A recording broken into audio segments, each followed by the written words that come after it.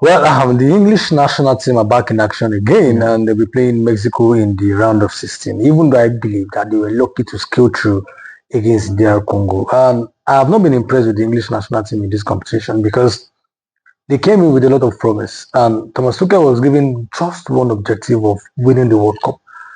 He is replacing a man that got them to the semi-finals of the World Cup, got them to the finals of the Euro 2024, and in fact, two Euros final consecutively. And now he wasn't able to get over the line. So that was how they let Southgate go. And they brought in Tuchel that they believe is a winner. He's won the Champions League, he's won numerous trophies. Because of his character and because of his tactical acumen, they brought him in to come and see if he can take England to the next level, which is obviously winning their first World Cup since 1966. And it started well, maybe not to the to it didn't start as it didn't start as it didn't please, it wasn't willing to please everybody. Because that's one of the problems Southgate had.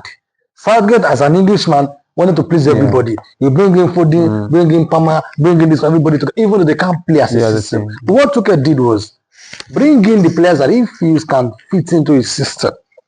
And he dropped some high caliber players, which some of the English people did not take lightly. But me, I wasn't even bothered about that. If you think that you've taken 23 players to the World Cup that you know can do the job, let's go to the World Cup and perform well. But in the tournament, they started well against Croatia, and since then, it's been struggling. They've been struggling to scrape past teams that normally they should not even stand a chance against them. Against Ghana, a goalless draw. Now, let's start with their last match against DR Congo. Against DR Congo, I believe the DR Congolese team were they lost concentration at the wrong moment because they scored early in the 70 minutes. I expected that that like you used to say that you cannot defend all 90 minutes. There's a time that you will crack, but they chose the wrong time to crack. But in this game against Mexico, I think that Thomas Tuchel probably because they're trying to hide. They've not told the Mexican authorities where they are going to lodge for the game because they're trying to be very playing mind games. To play mind games so that they will not know, so that they can't. So, but I believe that Tuchel is probably looking at ways to ensure that this struggle ends because you cannot have a Kane, Bellingham, Saka, Rashford, or Gordon in your team and you are struggling for goals. But I'm hoping that against Mexico, all these players finally click in that game. So for me, I'm thinking that he also knows that there's been a lot of criticism at home and all over the world. I remember Zlatan was saying that the tournament would have been boring if England crashed out in that, in the round of 32. Okay. So now, I think it's time for the English players to finally stand up and be counted. And I think the best time is against Mexico. I don't know what you think. The best time for them to stand up and be counted is against Mexico, but they will have a very, very hard nut to crack in the Mexican national team. As we all know, Mexico are perennial World Cup. They attend the World Cup. They attend the World Cup for the past 11 editions. They have never. They will be playing against the English national team at the Azteca Stadium. We see them. They've never lost. So it's going to be in a World Cup. So it's going to be a hard nut for the English national team, to crack.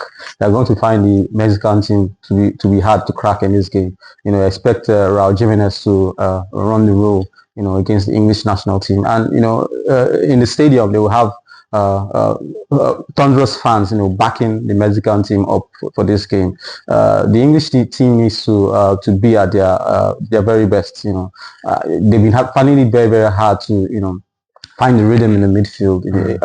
Tuchel has been chopping, changing Rogers and Eze in the midfield. They don't seem to have that clear cut personnel in that midfield. They also have Declan Rice and Jordan Henderson, as the front layer of defense for the main defense itself. So the English national team, I think they've not been able to find their rhythm, even in the right wing.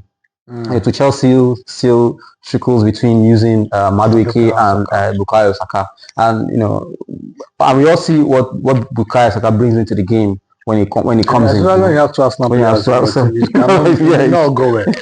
Yeah, so it's going to be a hard knock to crack, like I said, for the English national team against the Mexicans. They are the Mexican team had 100% record in the group stage. Won their round of 32 game, and here they are.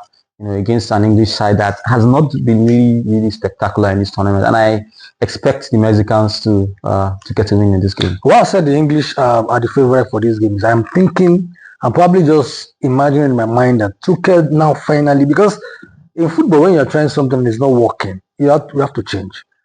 Anderson and Rice at the base of that midfield may be working for solidity's sake, but in terms of creativity it's not working. The midfield as well is not working. I'm thinking that there's Mino on the bench. He has not seen a minute in this competition. Mino is more creative. You can play Rice. I know you may not want to drop on Rice. Play Rice. Rice has not even been fit. Because in the last game he struggled. He had to take him off because of the hamstring issue. So if Rice is not fit enough to start, try Mino alongside Anderson.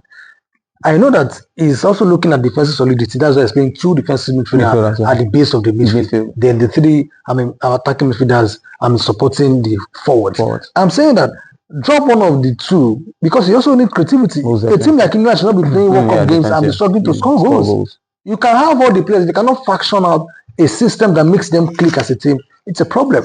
So I'm thinking drop one of them. Replace with a creative midfielder. You've got Eze, you've got Rogers on the bench. We know that all of them can't play together. But Bellingham has been trying. You have to start him. But in the base of the midfield is where you can make your changes. Opt for creativity. In this game against Mexico are playing at home. They are strong points. They've won 70 games in the history of that stadium. So it's like it's their home. Of course, they're one of the host countries. They are playing at home. They have the fans, supporting them. So they don't have anything to lose. England will be more under pressure. So tweak something. Then in the left wing position, Rashford in that last game didn't play well. So he brought in Gordon, and Gordon had a great game by providing 2 assists for Kane to score. Probably start Gordon again. Then for that right wing that you talked about, Saka and Madueke, they are 2 unserious players. Because especially Madueke in that game. Madueke started that game, had most chances. He struggled to take on, Musaku. If you are struggling to take on Musaku, you know that you are not really, you are not really. And I think Saka also is not really fit. Because it's not been the Saka that we used to see at Arsenal. And if you have to say the truth, Saka has been terrible in the last 1 year. Because even for Arsenal, when he's fit, he hasn't shown anything serious. I know you're not a personal snapper, but I have to say the fact.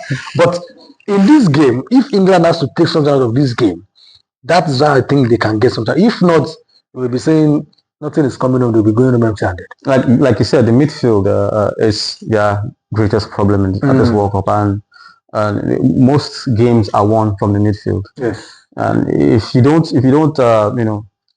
channel the right players in each position for your midfield and ensure that they play to their potential, it's going to be a problem. And Tuchel is finding it hard to get a proper mix in his midfield.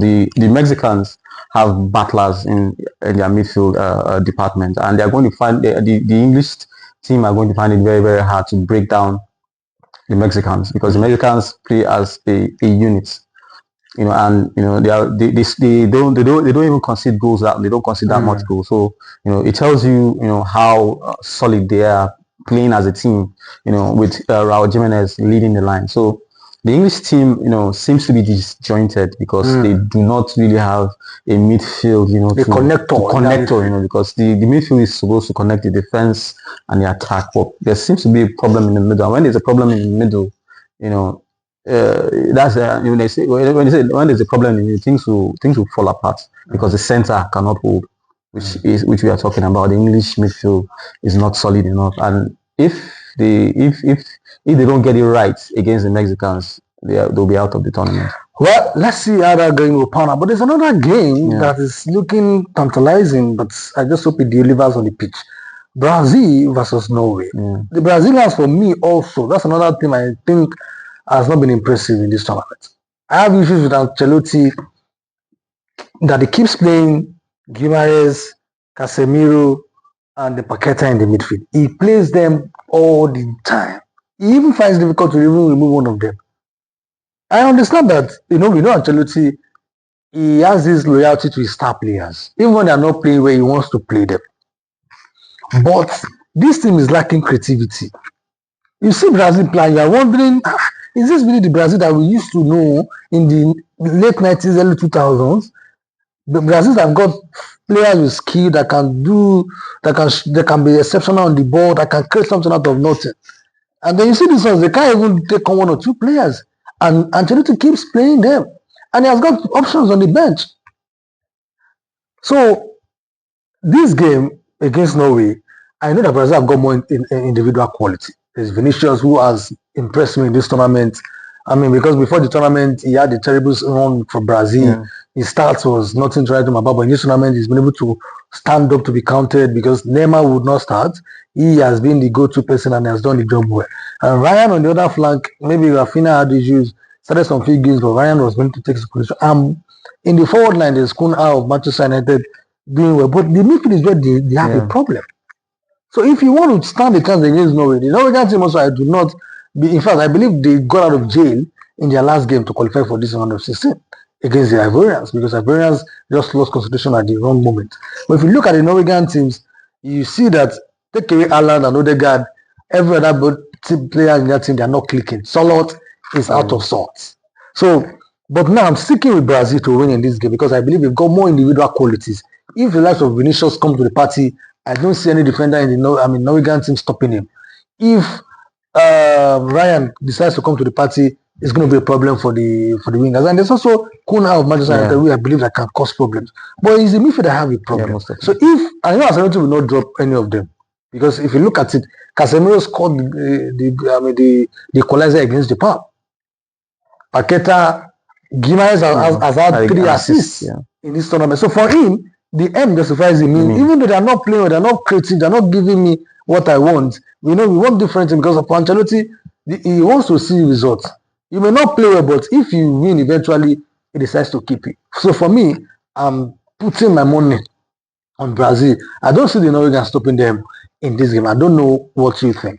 Well, I think it's going to be a double-edged sword in this game. You know, like you said, the Brazilians have lost their flair. They no longer play the Jogo Bonito style of football they used to play any longer. That's why Ancelotti can pair three defensive midfielders in the base of his midfield. It tells you how he's thinking. You know? Fast break, counter attacks. That's what the Brazilians are playing at this World Cup, and which is a far cry from what we know them for. Where, you know, they caress the ball. You know, they do magical things with the ball. But we you know, all that is lacking.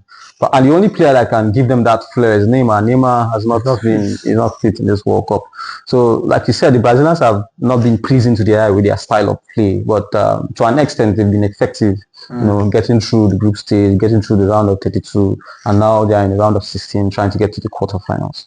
For the Norwegians, they have also flattered to deceive in this tournament. They've struggled. They won their first 2 games, but they only lost against France in the last group game when the coach rested 10 players. You know, but in all they fared well. You know, we also how they were able to battle Cote d'Ivoire, Ivory Coast to a 4-2 draw. You know, how they were able to win that game. So this is a sterner test, and I hope they're not going to blink, you know, in this game. All right, let's see how that goes on. But I'm thinking that the Brazilians will be too much to handle for the Norwegians. Only if there's something beyond the natural happens, that's how they stand a chance against the Brazilians.